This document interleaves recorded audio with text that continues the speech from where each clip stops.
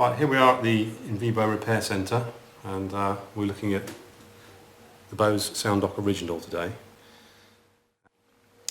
So this whole section here is connected or mounted onto this semicircular half moon shaped moulding. So this is held on with 3 screws. So we're going to pop the 3 screws out with the tool that you can get in the kit. If not, you need a T8. If you're going to a local hardware store, it's a T8 Torx driver, T-O-R-X, T8 Torx driver. So we're going to pop these 3 screws out. This one.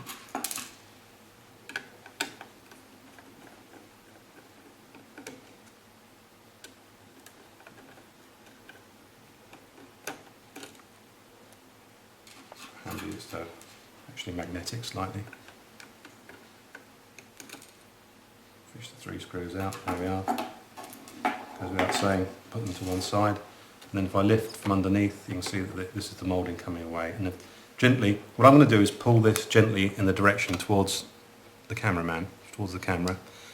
And you can see there's a little ribbon in there. This is the connecting ribbon. This is the electrical connection between the rest of the dock and the front section. And if we turn it out, we pull it out slightly, an inch or so, or 30 millimeters, turn the thing over, and you can now have a quick look first time at what we've got underneath. And this is where the ribbon cable goes into the docking board, docking connector, and the up and down volume controls. And you can see this ribbon in this version, sometimes they come out, but it's just plugged in. It's just literally a push fit, and you can see a little line of shiny metal contacts there. And whenever you're looking at one of these ribbons, you need to make sure that little line of contacts has got an equal amount protruding beyond the body of the connector. If you see more at this end and less at that end, it means it's not plugged in squarely, and might not necessarily be fully plugged in. And obviously you want a good electrical connection, which means that when you connect and disconnect these ribbons, they should be fully plugged. So check, whenever you unplug or disturb the dock, when you see a ribbon cable, always make sure that ribbon is fully in. So now I'm going to unplug this. I'm going to lay this flat on the desk here, like so, and then just hold on to the ribbon here, and I'm going to pull this away. So here we go. I'm just going to ease it away gently. You can see it's come unplugged. And you can see there's a row of contacts, and this is the part now we're going to work on. So at the moment I'm going to set the body of the dock to one side, because we don't need to do anything on that just yet, and then start working on this. So this is the old plastic overlay. It's just a self-adhesive vinyl overlay which is held on with double-sided tape. So I pull that off. That's no longer required now, so we can just put that to one side. That's actually going to be thrown away. Every Invebo product is when you buy a board, you always get the overlay supplied. Okay, so if you don't have one of those, you need to get one. Right, so now let's concentrate on this. Here we have the plastic moulding and then the board, and you can see these points here. They're little plastic pegs which are a couple of millimeters, a 1/16 of an inch diameter, and they've been melted on the top to make mushrooms. So they put this in production, they put this board on, then they melt these over the top to hold them in place. And so you can see it's fixed onto the moulding quite firmly. It's got not a lot of flex in it really. And what we need to do is just slice. So you imagine taking a mushroom and cutting the top off along the stalk. This is what we're going to do with these to release this board from the moulding. Okay. So here we go. And the best thing to do is a very sharp knife. Hold it flat onto the board and just cut through. And take a little, and you can see there's the peg. Okay. Now because we're taking this off here, you can use these little switches. This board is going to be thrown away, so you can use a little, if you've got something to lean against, you can just use a little slicing action. You can see cantilevering against the switch to make that a little bit easier, and cutting the peg off. There's another one gone. And we go all the way around these, just slicing them off. Actually this knife is not that sharp actually, but there we go, there's another one.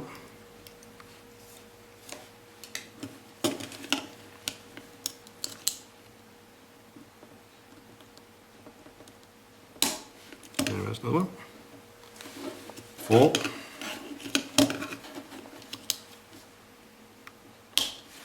5. And there. That's what we can do against the body of the connector, make this one easy for ourselves, just slice around. Okay. Finally these two at this end.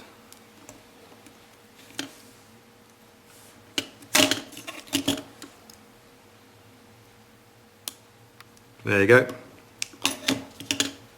So I'm going a little bit more slowly than I would normally.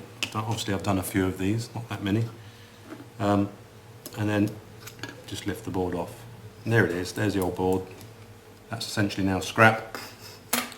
Put it to one side and you're left with the moulding onto which we're going to place the Invebo board back on.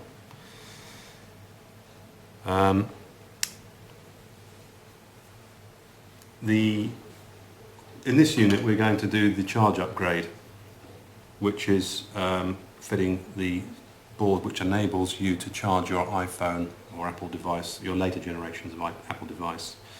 On this connector here, on the older generations, there's a 12 volt connection comes in through what they used to call firewire charging, and Apple decided that the newer devices weren't going to have 12 volts coming and they're going to have a nice safe low 5 volts, and this supplies, the upgrade supplies the unit with the 5 volts and the signals it needs to actually enable it to be compatible with the charging circuit and the playing and everything else for the iPhone. So if you fit this board into your dock, it'll charge all the iPhone 1, 2, 3, 4, or iPhone 2, 3 and 4, the iPod Touch and the 5th generation Nanos, etc.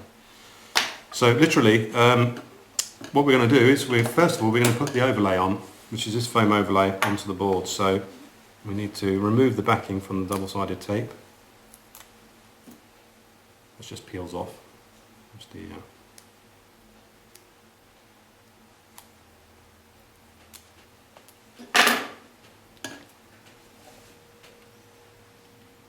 there we are, over the connector. So that's the backing in position. It is spongy, so this clamps between here and the top surface and it allows the board to rock, and also gives a little bit of suspension for your connector, so that if it does get wrenched it may be slightly more forgiving on the connections to the board and put less strain on the connector itself. You can see it's soldered from behind. So you pop this onto the moulding, lining up the holes, and it drops over back onto the moulding where it came. There you go, clipped into position. And one thing you want to make very sure of, or certain of, is that the board itself is sitting down onto the correct places. You can see there's a web inside there and the board is sitting straight over the pegs, flat up against these support webs underneath. Can you see that, Tom? And here too. And if that's not the case, if you put this back together and this board is sitting up on the pegs slightly like that, for example, you can see it's not down squarely.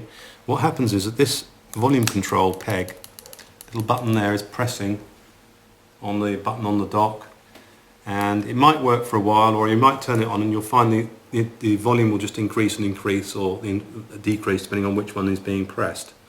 So if you don't get that down squarely, you end up with the volume controls being spontaneously activated, self-activating. And it might be a permanent thing, or it might happen occasionally, or you might press the button, it might not release. But before you, if you do have that problem and the volume controls are doing strange things, then take it apart and make sure that when you put it back together, that this board is sitting flat on the moulding. That's what you must do. Okay. So now we're going to connect the thing back on. So you can see here, this connector is a slightly upgraded version of the one on the standard Bose board. Is in that you've got these two little, this bar here, and this bar, the purpose of this bar is that when you first plug the ribbon slides in very easily, so it's easy to locate. And the second thing is when you push that bar back into its position here, it locks the cable in position so that the cable can't come out. Obviously it can come out if you pull hard enough, but it's very much more secure type of connector. So to assemble, you need to have that out. And in the out position, obviously you can plug the ribbon into the socket very easily. So take your dock, so you're back in handling the dock again. Take your dock, and what we're going to do is to plug this into here. See, all the way in, nice even row. And I'm going to use these pliers just to gently push this locking bar into position. And you can see when I pushed that end in, the other end came out slightly, so just make sure you have to go over a couple of times. And you can see that's very securely fixed on now. That's very well anchored. Well, the next step is to put this back into position. And this ribbon cable, which is sliding underneath, you can see that can come off, but you just need to pop it back on. This can be a bit fiddly. Hold that position. There we go. This ribbon here has to slide back underneath the cover, and to enable it to do that, what you need to do is just undo these screws a little bit. Just a few turns each. Don't undo them all the way. Turn that way. I think these are quite tight.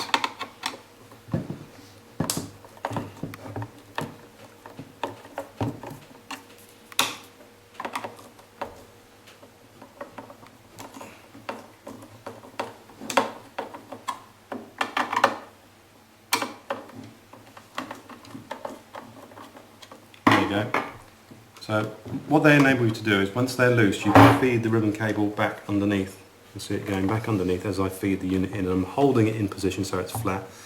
Then here, put your fingers through here to press on the connector. So you can put your fingers through, you loop your fingers through and just gently guide the whole assembly back into position. Look from the top to make sure everything is sitting nicely, which it's not at the moment. There we are, so that's now gone in. So holding it together, going to put the screws back in.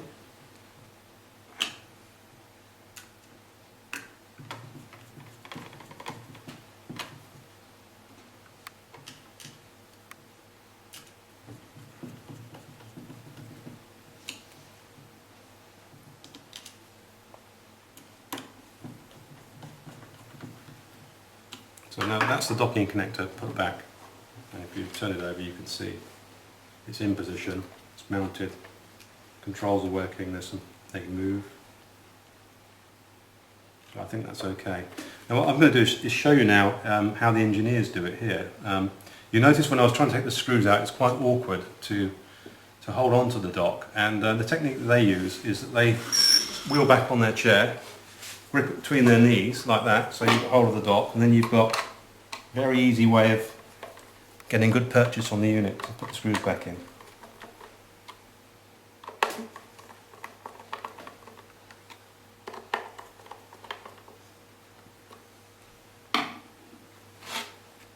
So there you have it.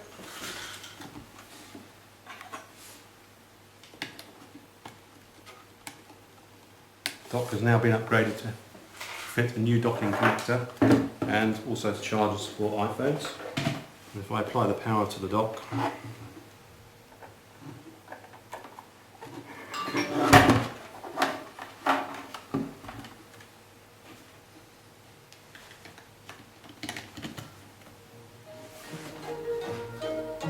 then it all changed with the end.